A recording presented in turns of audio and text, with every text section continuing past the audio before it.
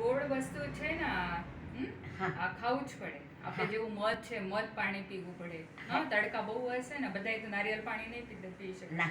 હા, મધ પાણી પીવા, મધ ગોળના પાણી પીવા, ગોળના પાણી. લીંબુ શરબત છે, હા, એવી વસ્તુ પીવા તમારે. હા. તો શરીરમાંથી છે ને ગરમી નીકળી જાય, હીટ નહીં થાય તમારે, ને પછી ચક્કર નહીં આવે. આ તમારે છે ને દિવસમાં 2-3 વાર પી લેવાનું. હા, આપણે એવી રીતે ગોળ છાશ.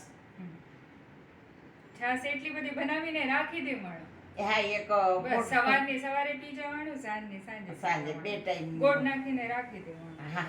અને વધારે ચક્કર આવે તો પાણીમાં મધ 1-2-3 ચમચી નાખીને પી જવાનું. તમારી જૈન છે, તમારે હાલે મધ? હા, હા, મધ હાલે, હું હાલે વાપરું ને? છું. હા, હા. ઈ આ ઓલું કયું આવે છે ઈ જ લઉં દેશી. છું. દેશી આવે છે ને ઈ જ લઉં છું. સરસ આવે છે. હા, ઈ સારું આવે છે. હા, હા, હા. આ છે ને મધ પાણી પી જવાનું ને લીંબુ શરબત પી જવાનું, બસ તુરંત જ ઠીક થઈ જશે. હા, એટલે બીજું કાંઈ ગોળી હા. બોળી કાંઈ ન લઉં.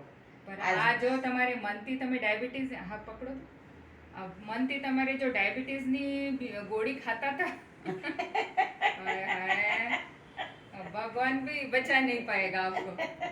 આ તો એટલી ખરાબ વસ્તુ છે ને ડાયાબિટીસની, તો આપણે હાથેથી ડાયાબિટીસની બીપીની ગોળી તો ખાવાની જ નથી. ખાવાની જ આ નથી. એલોપેથિક દવા જેટલી સરસ છે એટલી જ ખરાબ છે. ખરાબ છે. આ તો ડોક્ટરને પૂછીને જ બધું કરવાનું. અને 2-4-5 દિવસથી વધારે તો પીવાનું જ નથી, નહીં તો તમારે કિડની, લીવર મારી જ નાખે, બ્રેન સુકાઈ નાખે. હા, આનાથી સારું આપણે દેશી દવા કરો. જો તમારે બીપી નીકળી ગઈ છે ને હા. હવે इस जन्म में तो आएगा ही नहीं, નહીં. ये अभी अगले जन्म के लिए आते हैं. આગલે જન્મ મેં હવે નહીં આયગા. આગળના 7 જન્મની ટ્રીટમેન્ટ આપણે દેશી દવા કરી લીધી, થઈ અમારે ગઈ. જેટલા પેશન્ટ છે ને પરમનન્ટ ઠીક થાય.